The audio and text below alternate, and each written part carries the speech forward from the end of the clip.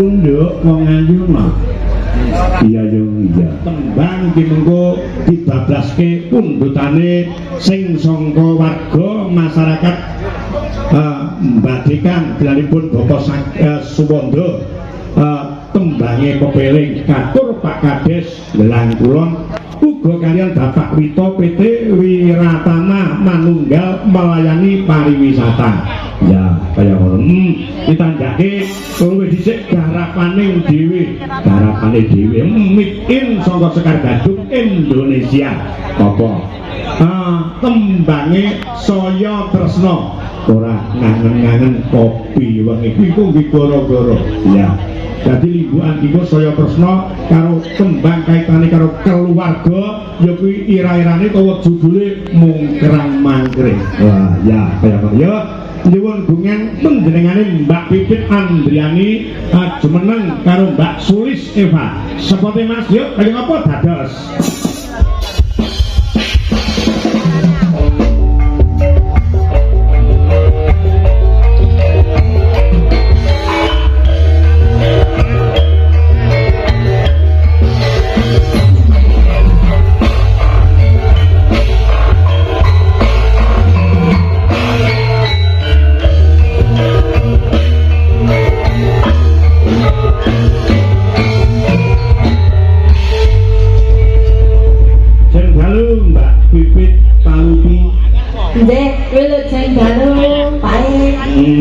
Aku yang nyawang awakmu karo kanca-kanca pidha semangat rumangsa bombong seneng sause prei 5 dina iki bablas awake dijaga kesehatane ya diopeni mangan sak mangan hati-hati umpama ngladeni karo sing lanang ya dipetung aja dina ya nggih.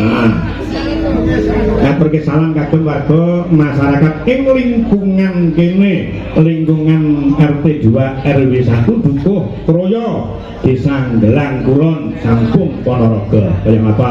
Nggih, ngaturaken wilujeng dalu Pak Bu. Assalamualaikum warahmatullahi wabarakatuh. Salam Om Swastiastu, Namo Buddhaya, salam kebajikan, rahayu rahayu rahayu. Sampun. Jadi Mbak Sulis Eva. Kula Pak Minto. Nggih. Ngaturaken wilujeng dalu Pak Minto. Nggih. Ketoke sesuk arep check in. Nggih, mboten wangsul nggih cek. Ya cedhak timbangane mulai buat wektu monggo jarak mayang ning Tumpak Kelem Samu Ponorogo wis yo rasa mulih. Neng kene engko tak golek tingon karo Mas Tarik. Tumpak Kelem. Kok tingon kok, Pak? Lah piye? Kok kaya digolek-golek nek tingon kok kaya mesakne banget kok konsiden-siden jenengan. Lah nek sampean ku sesuk tak pasrahke ning Mbak Lucy Bra. Paling ndak niku nggih jenengan niku seorang dalang. Sik paling sing rungoku koyo paling jengat. Paling boten niku kan jenengan seorang dalang ya toh. Niku kudune lak nggih jajak-jajakne anak-anake niku niki. Lah kok digolek-golek niku nggone Pak sinten mau? Pak Carek, Pak sinten malih? Lho, Pak Carek lumayan karakter wis plek. Ya anggo dalang kondang Pak Minto. Pak Minto lho niki.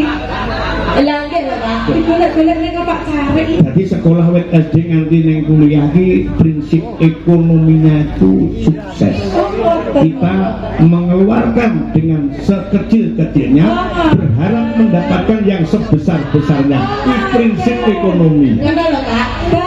Bapak Ibu sinten sing badhe ngingoni sinden Pak monggo Pak.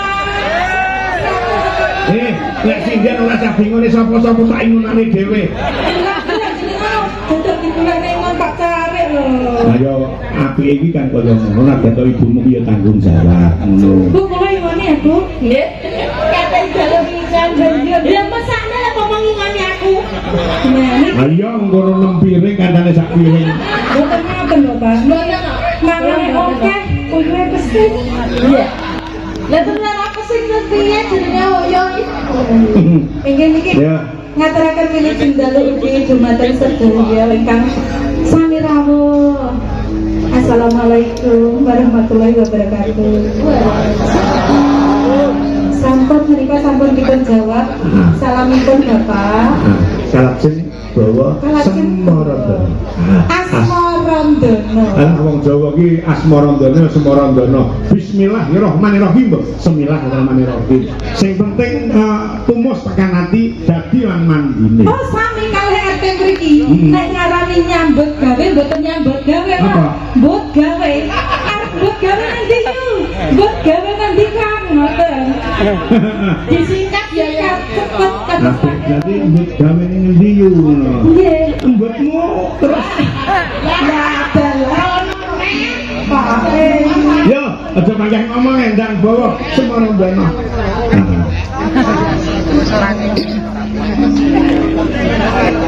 Kepranan sajroning ati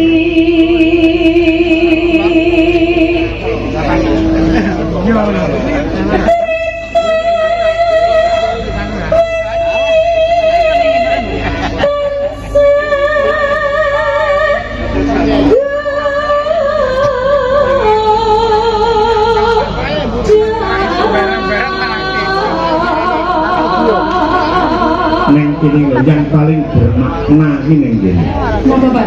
kepranan iki mau kepranan sakjroning wengi tegese iki pidanan sakjroning suwengi bengi rikawan bengi tansah muda biyen zaman aku sik Joko kono saiki wis lali gak ngerti apa-apa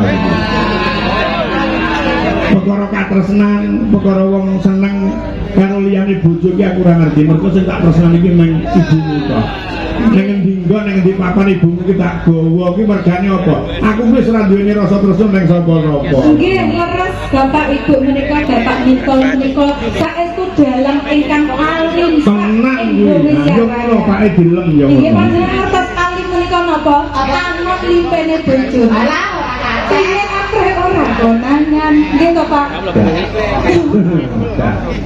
Coba jadi Pak nggih saestu alim nggih, Pak. Heeh. Isin yo karo kowe katet iki. Isin karo calon mantuku. Oh, kok gak ada cara mantu? Lah kok Kita ada gede-gede. Kula dongaaken mangke saged badya kuliah salamina. Tet. Iki foto. Nek to lek Pak iki manut sapa sing dipilih waton iki tentrem besok mbok menawa wis lulus le kuliah dalange yo apik sapa sing dipilih ora piye-piye ibarate kaya dene kebun ujen waton pitungane genah desane yo ora kena dilanggar ngono manut karo para sepuh ketungan wong Jawa utawa Majakarta Manut ya.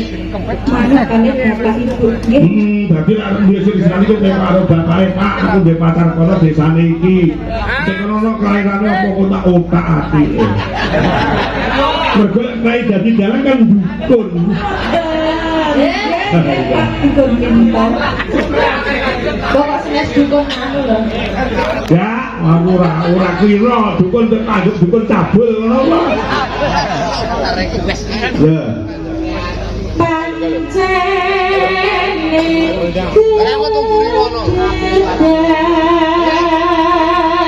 ya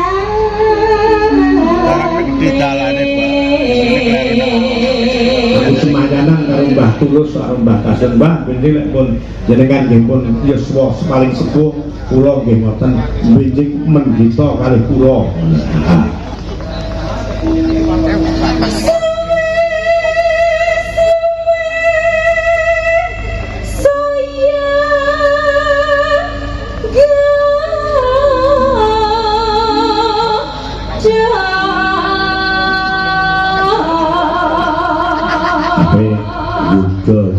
tresna ya tresna ki mergo kulino nganti tembus jroning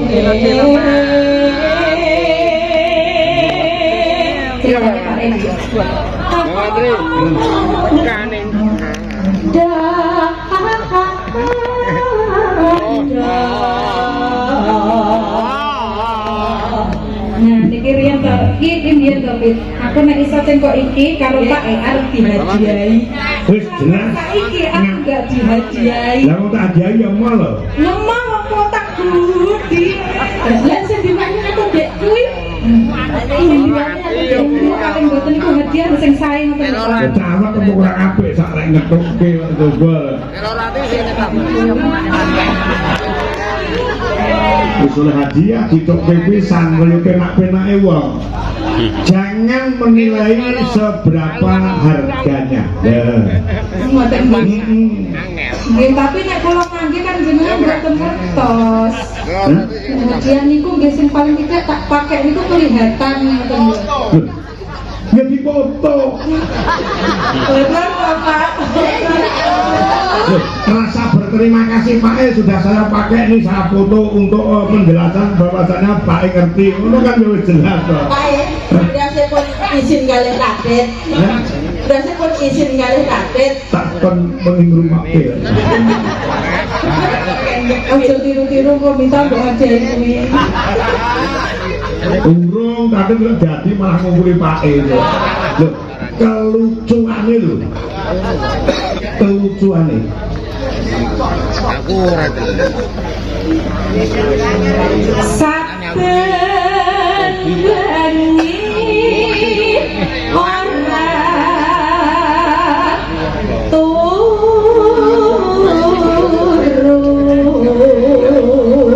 Aku mau bayangke 2 tahun kasih piye ngene lho. Lah napa Pak sing Lah anak tamu niku kon wanita kula gang sowan. Iki betahke kula napa tatip? Tatip wanita nyisih. Lah iya. kelingan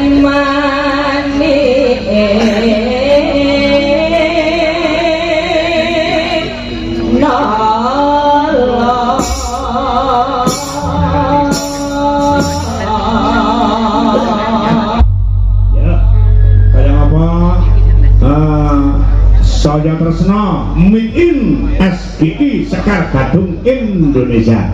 Saya wau seneng dan uyel. Anggere wis krungu buka teluk ya wis turu wae. Saya Tresno. Ya, kenapa diangkat Nduk Bayu? kaya yang goyang